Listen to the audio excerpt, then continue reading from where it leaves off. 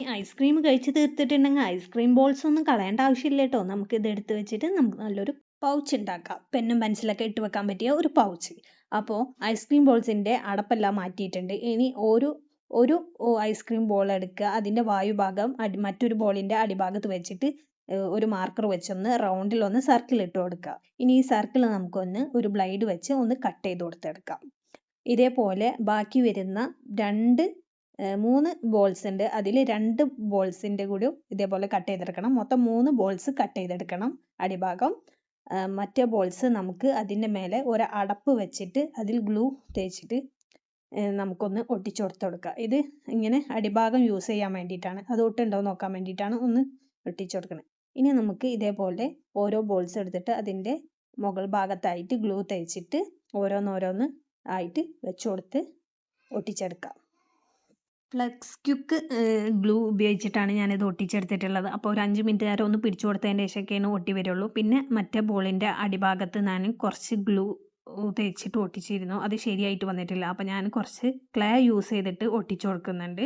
എന്നിട്ട് അതിൻ്റെ അടിഭാഗം വായുഭാഗത്തായിട്ട് നമ്മൾ നേരത്തെ ഒട്ടിച്ച് വെച്ച ബോൾസ് എല്ലാം എടുത്തിട്ട് ഒന്ന് ഒട്ടിച്ചു കൊടുക്കുന്നുണ്ട്.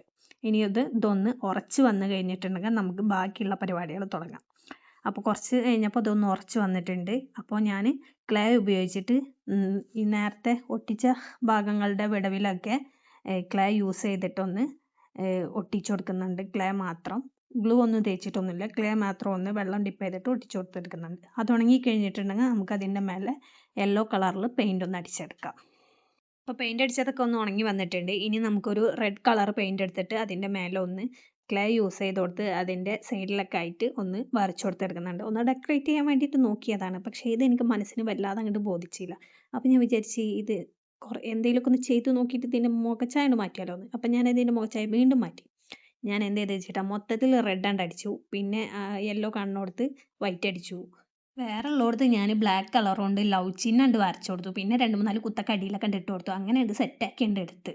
എന്നാലും ഇത് വലിയ ഉഷാറൊന്നും ആയിട്ടില്ല. മനസ്സിന് ഇപ്പോഴും ഒരു തൃപ്തി ആയിട്ടില്ല. ഇനി ഇത് എങ്ങനെയുണ്ട് എന്നുള്ളത് നിങ്ങൾ പറയുക. എന്നിട്ട് അടപ്പെടുത്തിട്ട് ബ്ലേഡ് കൊണ്ട് 2 ഭാഗം ഒന്ന് കീറി കൊടുത്തിട്ട് ഇതേപോലത്തെ ഒരു ത്രെഡ് എടുത്തിട്ട് അതിൻ്റെ ഉള്ളിൽ കൂടെ ഇട്ടിട്ട് തൂക്കി പിടിക്കാനുള്ള ഒരു വള്ളിയായിട്ട് ഇതാക്കിയിട്ടുണ്ട്. അപ്പോൾ നമ്മുടെ പൗച്ച് ഇവിടെ റെഡി ആയിട്ട് പെന്നും പേനും പെൻസിലും എന്തും വേണമെങ്കിലും ഇട്ട് കൊടുക്കാം.